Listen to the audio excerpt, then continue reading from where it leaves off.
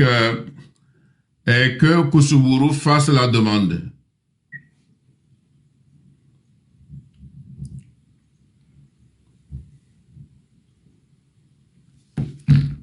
Je crois qu'il a déjà fait la demande.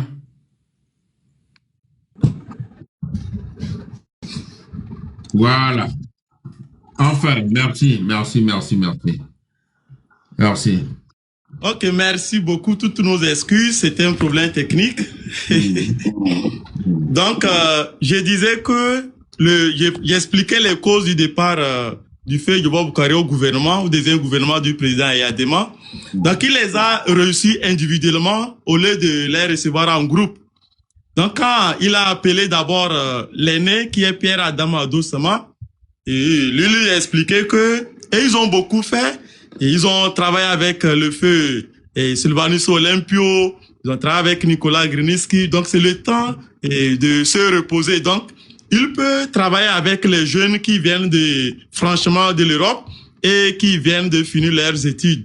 Et notamment, Edem Kodjo, et Agouibo. Donc, après, il a reçu Jobo Boukari. Et Jobo Boukari aussi, comme ils étaient entendus, se sont entendus. Et donc, Jobo Boukari aussi, il reprend la version de Pierre Adam Adossama. Après Jobo Boukari, il invite Alex Mivedor. Bon, Alex Mivedor, qui d'ailleurs même n'a pas fait sa demande de démission, explique à Yadema que non, et ils sont prêts à travailler avec le régime, que même s'il y a des jeunes qui vont venir, et le régime a toujours besoin des aînés pour que les jeunes puissent mieux s'en servir. Donc, lui a expliqué au président Yadema qu'il est d'accord et il est prêt pour travailler avec lui. Après, il invite Paulin Eklou. Lui aussi, il soutient la version de Alex Mivedor. Et le soir, et autour des 15 heures, le président Yadema sort son second gouvernement, notamment le premier gouvernement du parti unique, le RPT. Et par surprise, Jobo Boukari et Pierre Adam Adossama se retrouvent hors du gouvernement. Pendant ce temps, Alex Mivedor, Paulin Eklou et les autres se retrouvent, sont reconduits dans le second gouvernement du président Yadema. Donc, Yadema a pris ça comme une traite. Il a, selon Yadema, c'est comme, et ces gens-là du Nord, notamment ses frères du Nord, ont voulu ou bien voulaient lui trahir.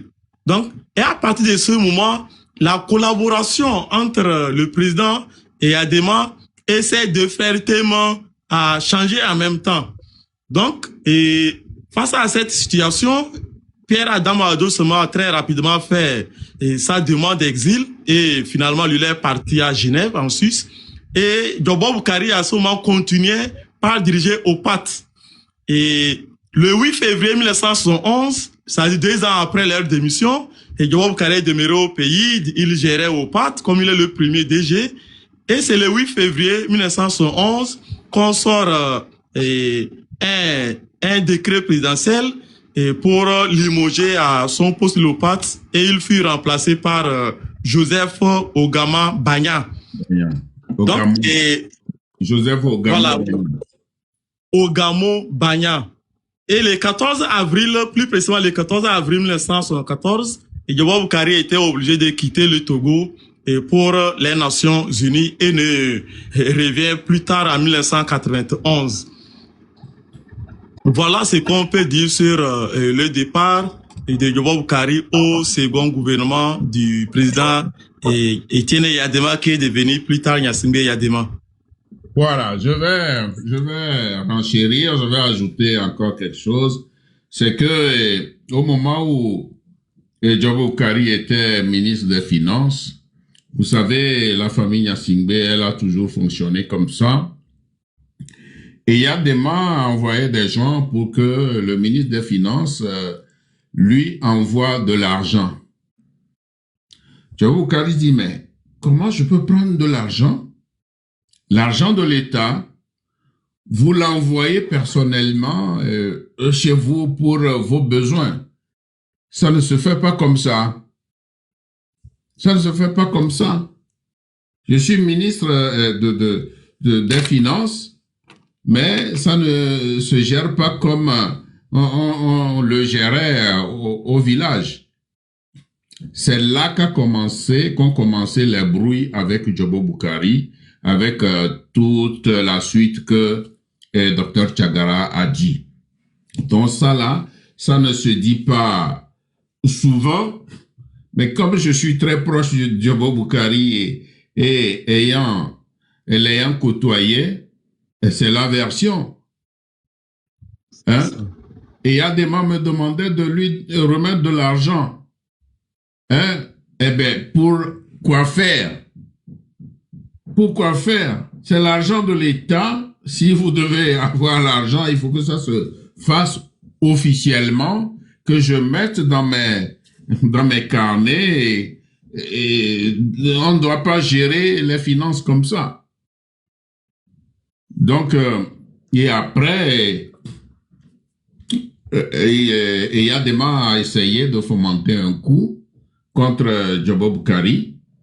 Et c'est dans cette histoire-là que Jobo Boukari, se voyant obligé, se voyant menacé, et parce que finalement on fomentait un coup contre Jobo Boukari, à qui on disait qu'il voulait faire le coup d'État, et surtout à partir du moment où les quatre élites dont a parlé Dr Tchagara, donc c'est comme ces gens du Nord que Yadema considère comme ses frères, comment ils peuvent oser agir de cette façon. Donc, ils seraient capables, ces gens-là seraient capables de fomenter un coup. C'est comme ça que ça a commencé. Et Jobo Boukari se dit, si je dois rester avec cet homme-là, il risque de me foutre en prison. Donc, j'ai mes qualités professionnel, je dois partir du Togo.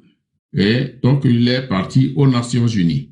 Voilà, c'est ce que je tenais à préciser, à ajouter. Merci beaucoup. Merci pour les détails. Merci. Bien.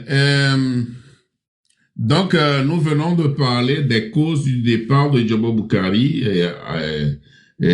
aux Nations Unies. Bien. Donc, à la faveur de la conférence nationale souveraine, Jobo Boukari devait revenir. Il devait revenir, voilà, et donc il est revenu en 91. Alors, est-ce que vous pouvez nous parler de comment il est revenu, pourquoi il est revenu, comment il est revenu et en 1991 à la faveur de la conférence nationale souveraine? Merci beaucoup. Donc, et lorsque les crépuscules des années 90 ont commencé, et les acteurs de ces troubles politiques, notamment le Code 2, ont fait appel d'abord à Pierre Adama Dossama de rentrer au pays et continuer son parcours politique. Parce que, voilà, dans les autres pays, les changements ont commencé. Donc, selon eux, c'est aussi la fin du régime RPT. Donc, ils ont pensé premièrement à Pierre Adama Dossama, comme il était délégué à la présidence, il a travaillé avec tous les régimes. Donc, et malheureusement, lui rejeta cette demande. Et il a dit qu'il n'est pas prêt à rentrer, continuer son parcours politique au pays. C'est là qu'ils ont pensé à Jobo Boukari. Et quand ils ont adressé leur demande à Jobo Boukari alla voir son frère, Pierre Adama Dossama. Et Pierre Adama Dossama lui a fait savoir que lui ne le conseille pas de rentrer. Donc, lui le conseille de rester au Togo et à Genève et laisser les affaires politiques aux politiciens du pays. Mais Jobo Boukari n'a pas vraiment apprécié ces conseils de son aîné.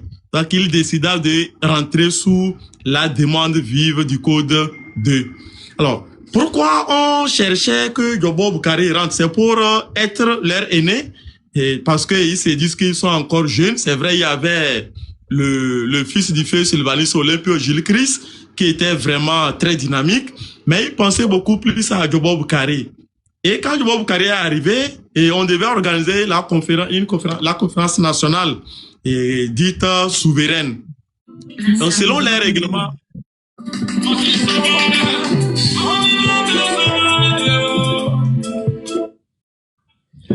That's a more life, huh?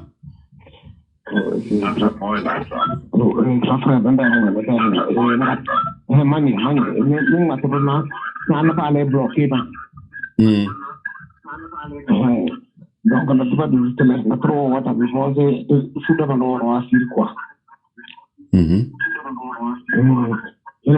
Ton micro, il y a ton micro, Eh, mais, il y a que maman. Power off. Il y a que maman, il y a que maman. Il y a un grand vocal, mais où est-ce que c'est?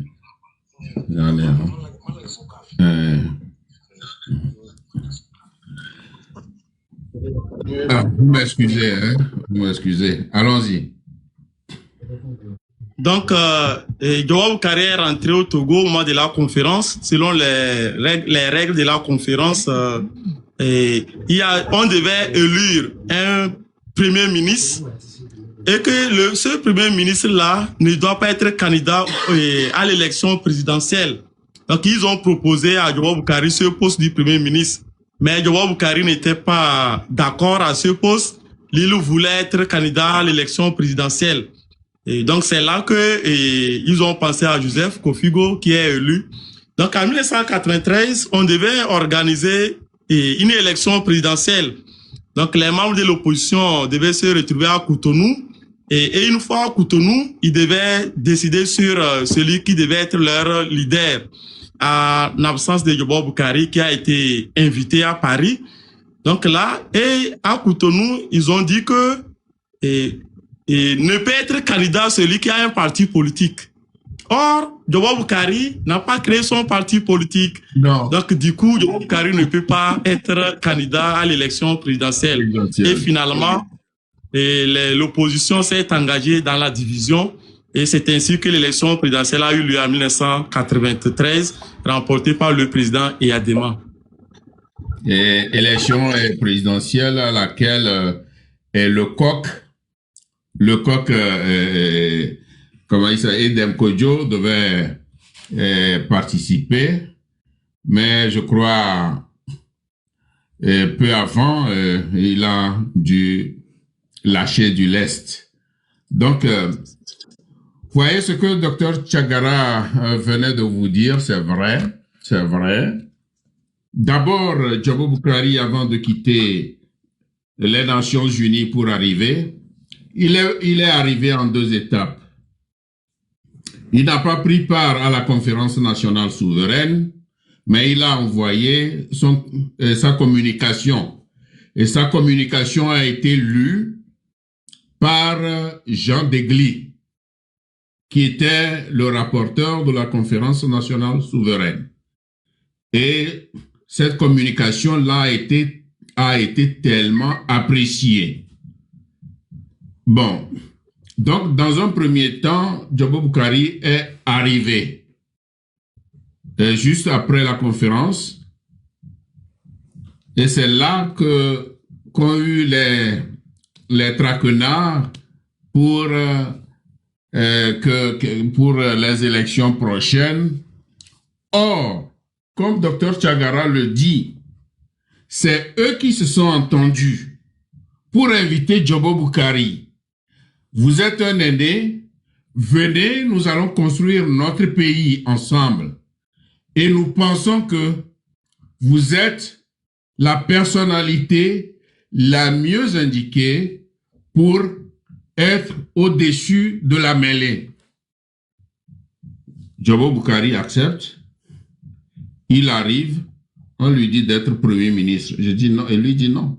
Je ne peux pas être Premier ministre. On veut aller aux élections, je veux être candidat aux élections présidentielles. Et à Cotonou, on lui dit non, ne peut être candidat, comme l'a dit Dr Tchagara, ne peut être candidat que toute personnalité qui a un parti politique. Voilà. Vous, lui avez dit de venir pour la construction du pays. Vous lui proposez ceci, il vous dit cela. Vous rejetez. Djobo Boukari s'est mis à l'écart. Bon, alors, il y a eu deux partis politiques, je ne sais pas si tu te souviens, j'ai perdu le nom de ces partis politiques. Il y a le parti politique de l'ancien ministre, il est Naouda.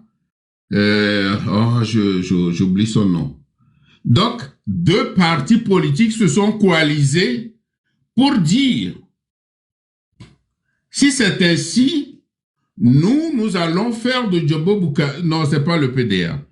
Si c'est ainsi, nous deux partis politiques, nous allons porter haut Djobo Boukari pour les élections. Et donc, ces deux partis politiques, il y a, il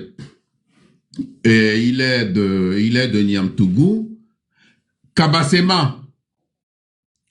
Je parle de Kabassema et un autre du sud. Les deux ont formé une coalition de deux partis politiques et ils se sont dit, mais dis donc, on ne comprend plus la politique togolaise.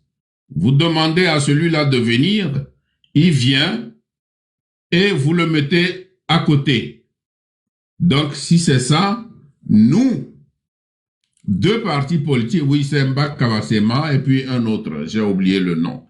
Donc, nous, on a coalisé et notre chef, c'est M.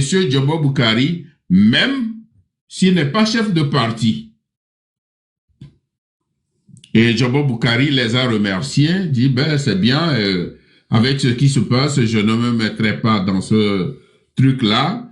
Puis encore, la raison pour laquelle Djobo Boukari a refusé d'aller aux élections, il a dit, je ne vais pas aller aux élections pour traîner le peuple togolais à l'abattoir.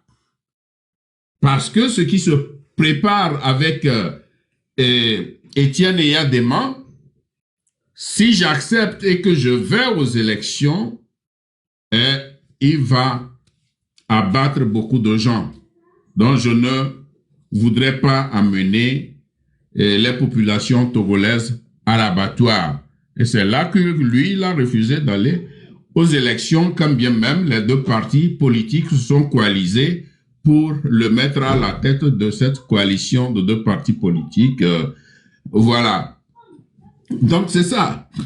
Et il est resté, Djobo Boukari a fait sa campagne, et j'étais dans sa campagne, on a fait d'abord à Sokodé, puis on est allé à Bafilo pour la campagne. C'était pas une campagne pour aller aux élections, mais c'était une campagne pour dire aux populations de ne jamais faire confiance à Eyadema parce que celui-là n'est pas un chef d'État qui doit diriger le Togo. Bon, peu avant cela, il y a eu une campagne de dénigrement contre Djobo Boukari.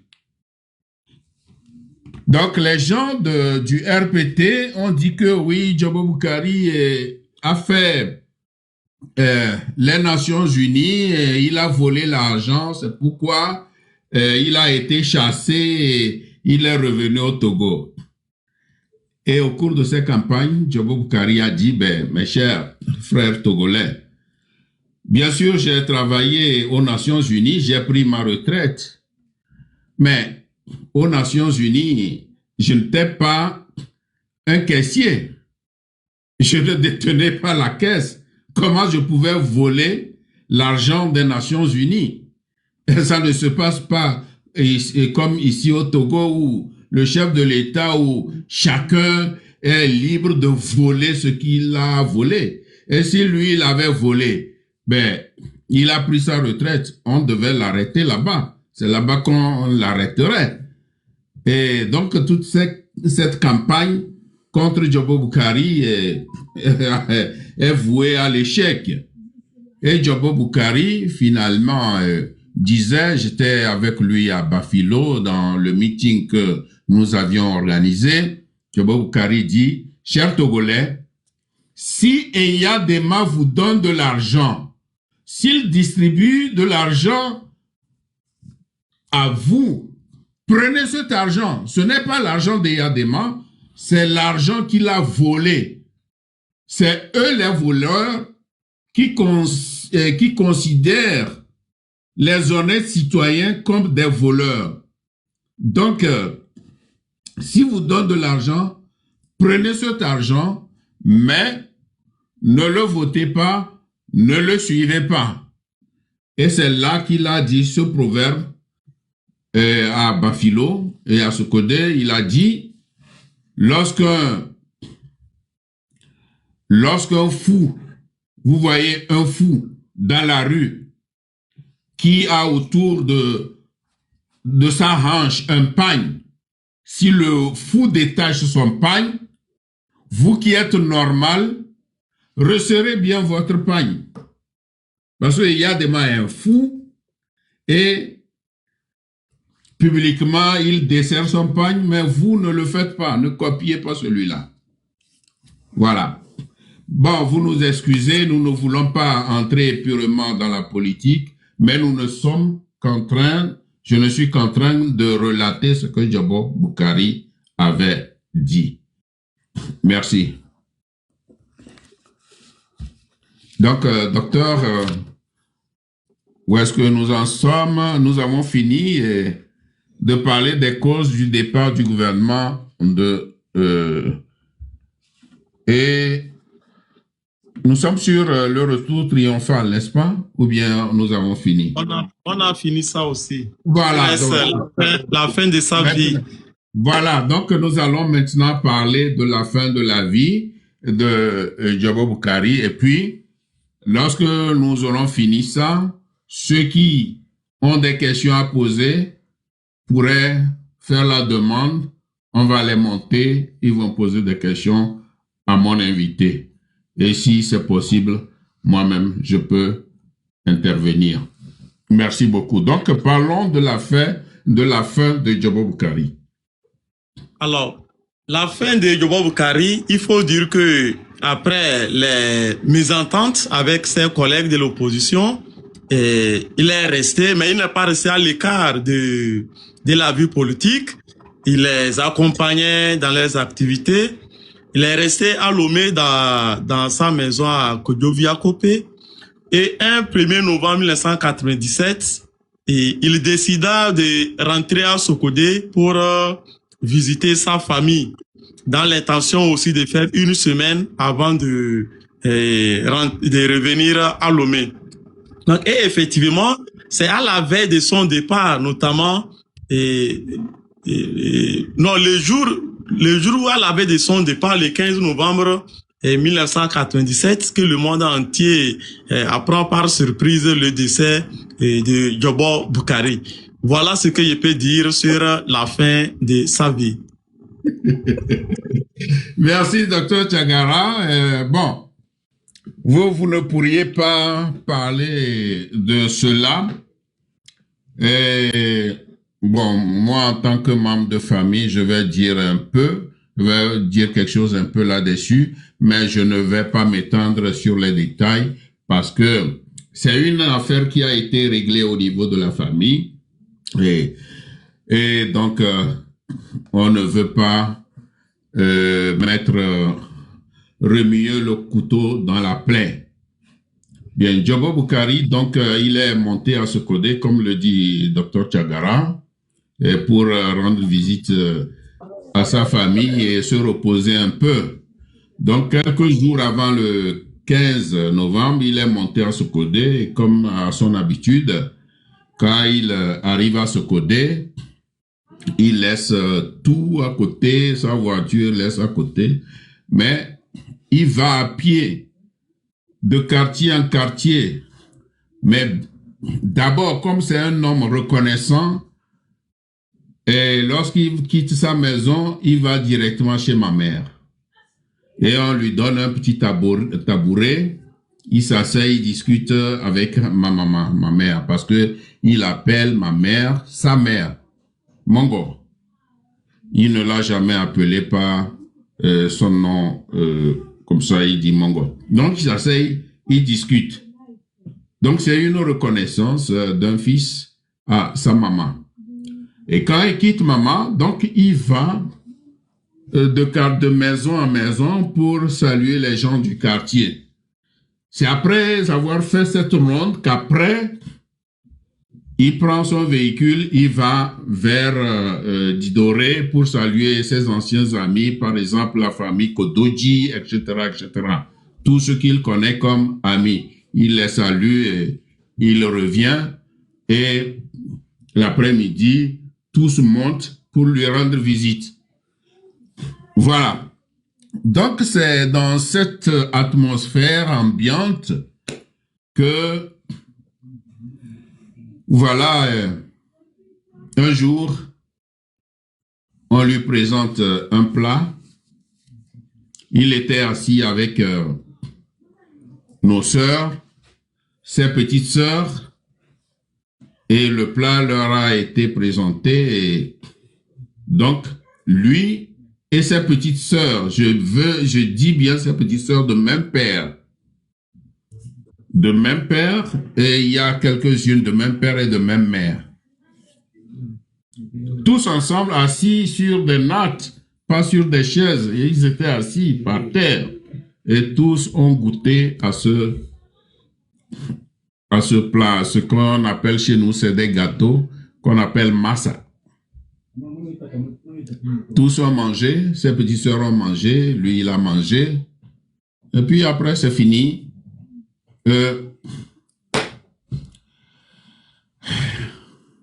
Rien n'est arrivé aux sœurs, mais Djobo Boukari a commencé par avoir des malaises. Je ne veux pas aller dans les détails. On a appelé un docteur qui l'a suivi et on ne comprenait pas pourquoi la tension montait en même temps. Et bon, franchement, je ne veux pas aller dans les détails parce que cette affaire a été close. Donc, c'est comme ça que à la veille, il souffrait, il demandait même à arracher tout ce qu'on a mis sur lui comme pour perfusion de sang ou bien infusion, je ne sais pas comment vous appelez ça. Et le 15 novembre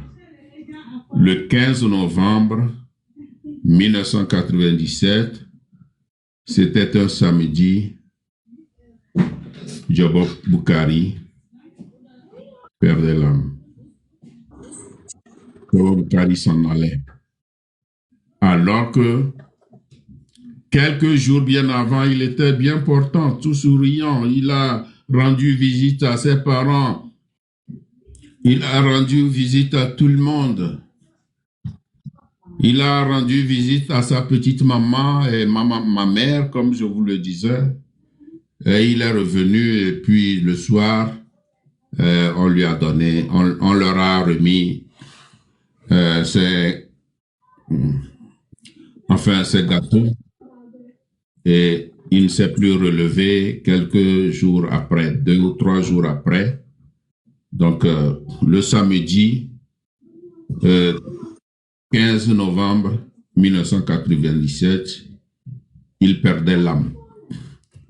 Donc voilà, et tout le quartier était en ébullition lorsque le quartier a appris et ça a traîné dans toute la ville comme une traînée de poudre. Voilà. Et donc, c'est cela que je peux vous dire. Je ne voudrais pas aller dans les détails. Tout ce que nous souhaitons, c'est paix à l'âme de Djobo Boukari. C'était la fin de celui-là en qui le peuple avait confiance. Merci. Docteur, si vous avez quelque chose à ajouter, vous ajoutez. Sinon, vous avez quelque chose à ajouter? Bon, ce que j'ai ajouté, c'est que j'ai beaucoup appris aussi et je pensais avoir quand même un peu des informations sur lui, mais oui, je peux dire que vous avez donné mais plus de détails que je ne connaissais pas. Et vraiment, merci beaucoup, merci beaucoup. C'est tout ce que je peux vous dire. Et je remercie également, j'ai vu que vous avez fait monter sa fille et je ne la connais pas.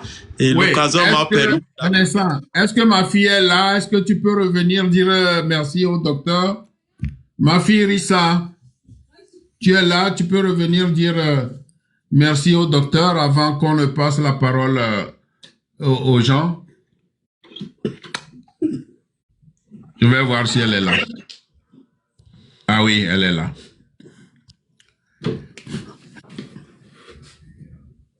Directement depuis votre boîte aux lettres. Oui, je suis là. Oui, Rissa, voilà, Oui. merci. Et je t'ai fait monter parce que le docteur est là. Vous pouvez me descendre pour que je puisse bien voir ma soeur ou bien ma maman. Non, comment te descendre? Non, Tu ne la vois pas? Tu ne la merci, vois hein, pas? docteur. Oui, Merci je ne la beaucoup, vois pas. docteur. Merci beaucoup, ma soeur. Vous êtes au Togo? Oui, je suis au Togo. Ah, d'accord. Bon. Ben, Oui. je vous remercie beaucoup pour la narration de l'histoire de papa. Hein. Merci beaucoup, merci Ça me beaucoup. touche beaucoup, ça nous touche, nous tous, mes frères et mes sœurs, tout le monde vous remercie beaucoup. Merci. Et on remercie aussi beaucoup tonton, notre tonton, qui fait beaucoup de choses pour qu'on se souvienne de papa. Voilà.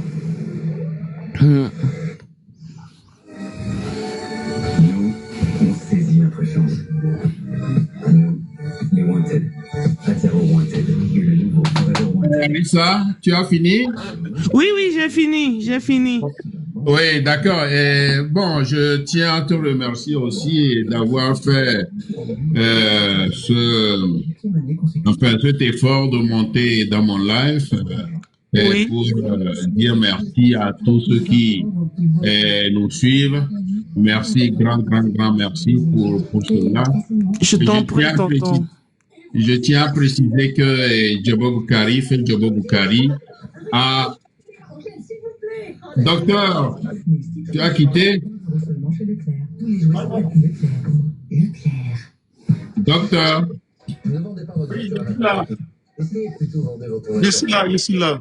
oui, je voudrais préciser que bon, Rissa Djobo n'est pas la seule enfant de Djobo Boukari. Djobo Boukari a eu au total 6 enfants et donc c'est tout comme docteur Sidi Touré. Sidi Touré aussi avait 6 enfants.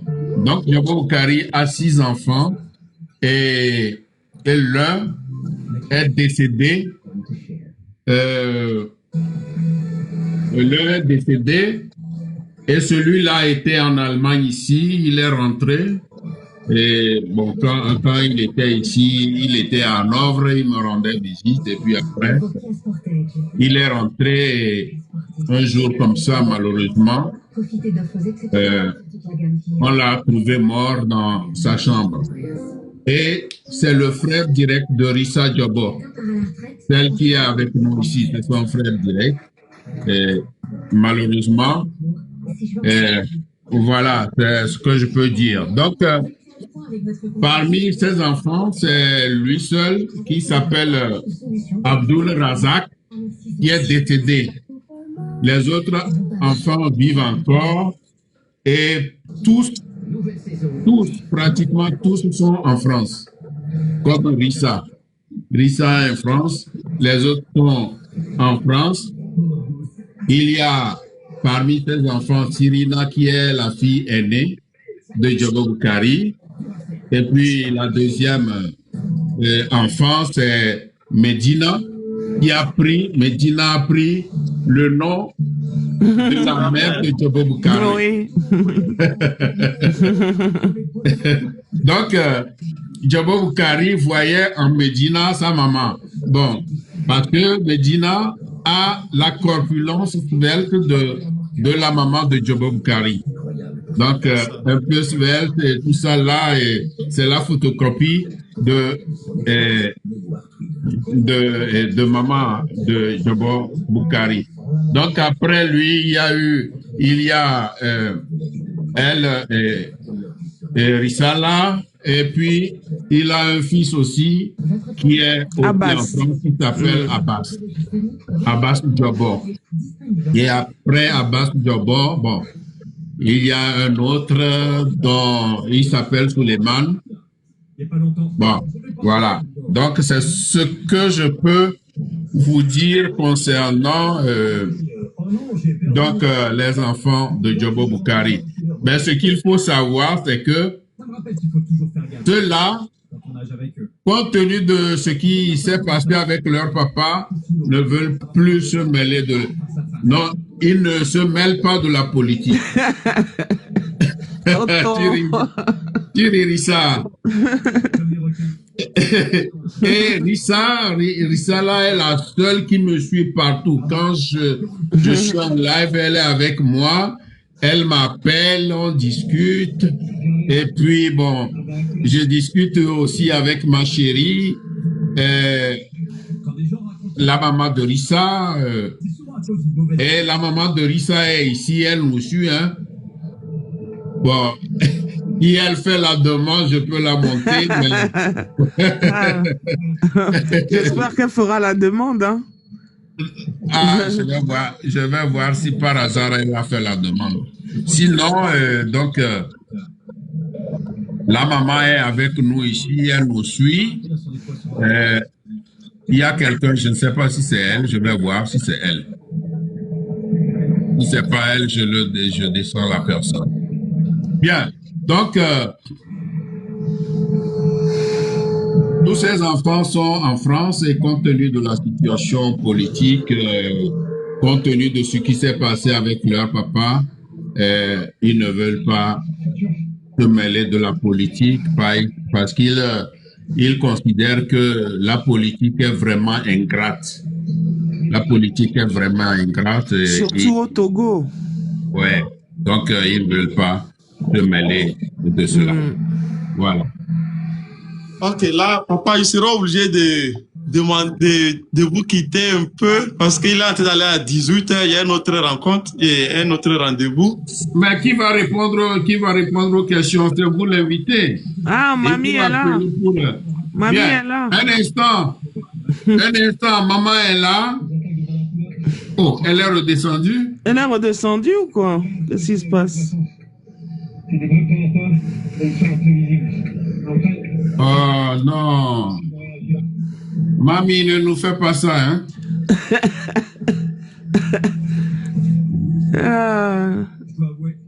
Les vieilles, hein? C'est comme ça, hein? Bien, donc tu vas repousser ton rendez-vous pour de 30 minutes, hein? Au moins pour répondre à certaines questions, et puis moi, je vais continuer avec les gens. Bien, maman est revenue, hein?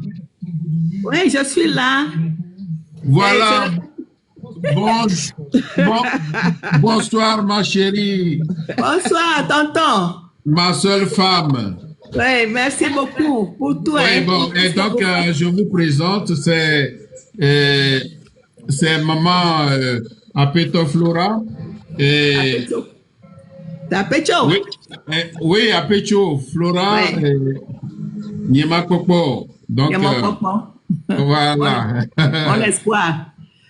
Voilà, donc... Je ne fais que remercier le docteur Jagara pour tout ce qu'il a relaté. C'était tout à fait vrai sur Boukari Jobo, mon chéri.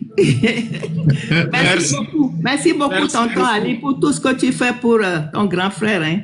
Merci, on ne va jamais l'oublier. Merci, ma chérie. Oui, merci pour tout. Donc, c'est la mère de Rissa Jobo que nous avons ici sur le plateau. C'est la mère de Rissa Jobo et de Razak, qui est malheureusement décédée. Donc, elle vit en France et je suis particulièrement en contact avec elle. On s'appelle Elle ne peut pas rester sans moi, son chéri. Tout à fait vrai. Docteur, donc vous avez Madame Djobo et qu'est-ce que vous lui dites? Ah, vraiment, je ne savais même pas qu'une de ses épouses soit encore en vie. Vraiment, je suis très heureux de rentrer en contact ou bien de l'entendre parler. Et vraiment, merci beaucoup, notre maman. Merci aussi. Merci pour tout. Et soyez bénis. Amis, amis, amis. Merci ma chérie, merci d'avoir accepté au moins de venir parler. Est-ce que vous n'allez pas nous parler un tout petit peu de votre mari? Qu'est-ce qu'il aimait? Quelle était sa passion en dehors de la politique? Je sais que Djobo Boukari aimait de la musique, il aimait beaucoup Bella Bello. Je ne sais pas si vous savez autre chose en lui. Oui, mais bon, il aimait danser, surtout comment on l'appelle, la danse Kotokoli, là. Oui. Le Goumbé. Ah, Goumbé. Est-ce qu'il dansait et puis il aimait beaucoup nos chansons, les chansons religieuses, enfin, de trucs, qu'est-ce que j'allais dire? L'église évangélique. Oui, l'église évangélique du Togo. Oui, c'était quelqu'un qui était ouvert. Il est musulman, il était ouvert à tout. Et puis, voilà, un homme formidable.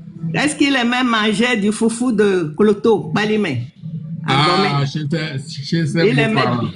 Il aimait bien le coin, la région, les montagnes. Et c'est ce qu'il faisait venir tout le temps. Ou bien c'est cela, le foufou et la banane et consort qui a amené mon frère vers Palimé. Oui. Ok, merci beaucoup. Comme le docteur veut s'en aller, je vais monter les gens pour poser des questions et je vous dis merci d'avoir accepté de monter dans ce live pour un petit témoignage sur votre mari et Ritala, sur votre papa adoré que nous pleurons tous aujourd'hui. Donc, merci beaucoup. Merci à tous et merci pour tous. Merci. Moi plutôt qui remercie. Merci. Bien. Je vous descends ou vous me descendez vous-même? Lisa, vous descendez? Oui, tonton. Vous descendez, non? Oui. Descends-moi, tonton, s'il te plaît. Tu ne sais pas descendre? Bonne soirée à tout le monde. Merci, Lisa. Merci.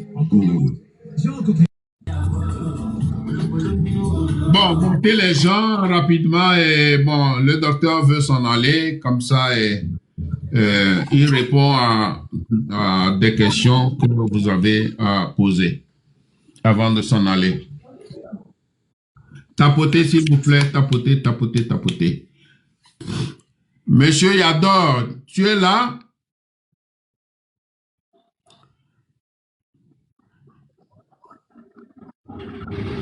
Yador n'est plus là. Bien, celui qu'on a monté... faites la demande, monsieur Yador.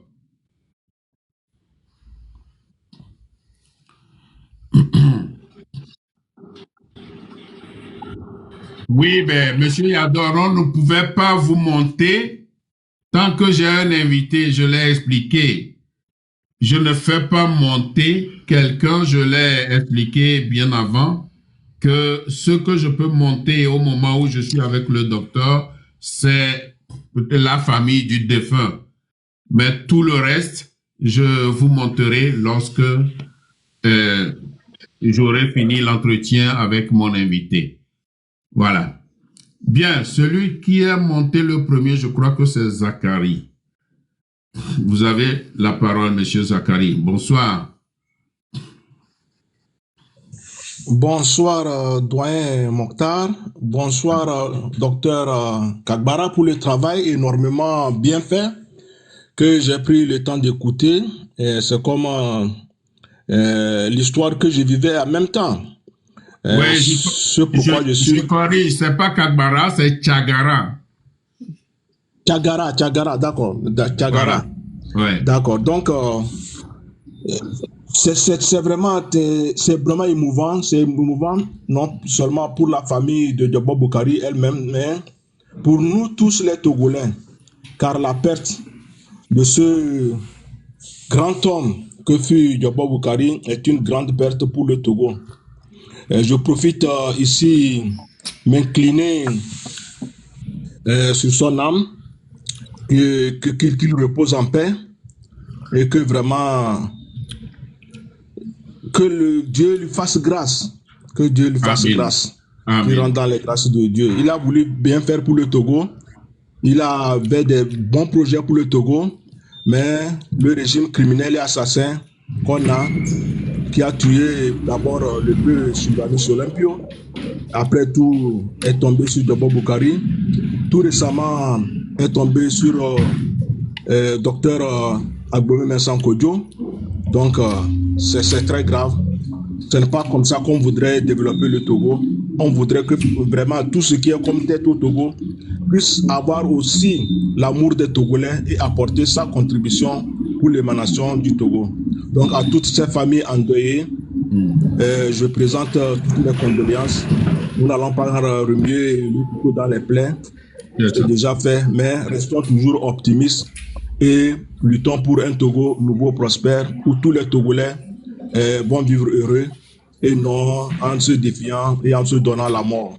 Je vous remercie encore une fois et courage, paix au cœur de tout le monde. C'est comme un samedi, exactement comme aujourd'hui. Quand cette nouvelle-là nous est tombée, c'est comme si c'était tout le ciel qui était tombé sur nous et c'est quelque chose qui nous marquera pour le reste de notre vie. Mais soyons forts, continuons pas à lutter parce que Diobo Boukari, non seulement il aimait tous les Togolais, il a aimé l'ethnie Tim, pour lequel également il s'est battu. Mais comme vous savez, c'est ce qui lui est arrivé. Vraiment, paix à son âme et courage à nous tous. Merci. Merci beaucoup. Et ce que je voudrais ajouter, c'est que, chers amis, si vous prenez la parole et si vous avez des questions à poser, allez droit au but, parce que Dr Tchagara veut s'en aller. C'est moi qui l'ai retenu encore pour quelques minutes. Donc, Monsieur Zach a fini. Merci beaucoup. Je crois qu'il n'a pas de questions. Et alors, nous passons à Torenza. Bonsoir, mon cher Torenza. Bonsoir. Et je vous passe la parole. Bonsoir, Papa Ali. Oui, bonsoir. Ça fait longtemps. Oui. Je suis un peu ému, quoi, parce que c'est pas normal ce que je viens d'entendre. Ah oui. Et à chaque fois, ça me rend malade. Dès que j'entends l'histoire de notre cher patrie, le Togo, ça me rend malade. C'est pour cela que... Ce n'est pour rien qu'on dit que ça a commencé depuis qu'ils ont réussi à Adja, le premier président démocratiquement élu, Sylvanus Olympio. Donc, cet homme est arrivé au pouvoir et c'est comme ça, hein, que ce soit les dilapidations de deniers publics, que ce soit la disparition des paisibles, honnêtes, intelligentes personnes, et ça a été comme ça. Ça a été comme ça. Vous l'avez écouté. Vous avez écouté, docteur, ce qu'il a dit. Voilà. Allez-y, Torenza. Franchement, mes salutations au docteur. Au docteur Zachary. C'est ça, hein? Non, Zachary. Docteur Tchagara. Ah, Tchagara, voilà. Ouais. Bonsoir, docteur Tchagara. Et merci pour tout ce que tu viens de nous informer. Merci beaucoup. Et la question ce que je veux te demander, c'est un peu embêtant, mais j'ai besoin d'une réponse. Est-ce que... Mais je voudrais préciser que, habituellement, Dr Tchagara ne veut pas entrer tellement dans la politique. Mais il l'a fait parce que Djobo Boukari fut un homme politique, c'est pourquoi il a parlé de politique. Sinon, bien sûr que c'est un homme d'histoire, on ne peut pas manquer de parler de politique, mais bon, lui, il voudrait rester neutre, mais être dans la droite ligne de la culture et de l'histoire. Mais aussi, on ne peut pas parler de l'histoire d'une personnalité politique sans parler de la politique. Voilà. Allez-y, Torreza. D'accord. Merci beaucoup, Papa Ali. Ouais. Ma question est que, est-ce que Eyadema Gnassingbé, c'est un Kabia? C'est ça que je veux savoir. Est-ce que c'est un Kabia? Ok. Merci beaucoup, mon frère Torreza, si c'est bien ça. Alors, sur cette question, je suis embêté de vous apporter un élément de réponse et parce que quand le papa Mouktar m'a invité, c'était beaucoup plus sur Djobo Boukari. Et donc, les questions hors Djobo Boukari, seront obligé de les noter et peut-être vous répondre plus tard. D'accord, d'accord. Bon, le pourquoi j'ai posé cette question, parce que à chaque fois quand j'entends parler de l'histoire du Togo, j'ai mon sang qui bouillonne. J'ai mon sang qui bouillonne. Et que ça ne doit plus continuer. Je veux me calmer un peu ce soir pour passer ce message au peuple togolais que nous sommes, du sud au nord, de l'est à l'ouest, qu'il est temps de mettre fin à ce système. Il est temps. On a passé 38 ans avec le père. Comment il a traité nos pères, on a vu ça. Surtout moi, mon père a beaucoup souffert aussi de la politique togolaise. Donc, ce qui est arrivé à Djobo Boukari, je l'ai plusieurs fois lu, entendu. Et on ne doit plus continuer. On ne doit plus continuer.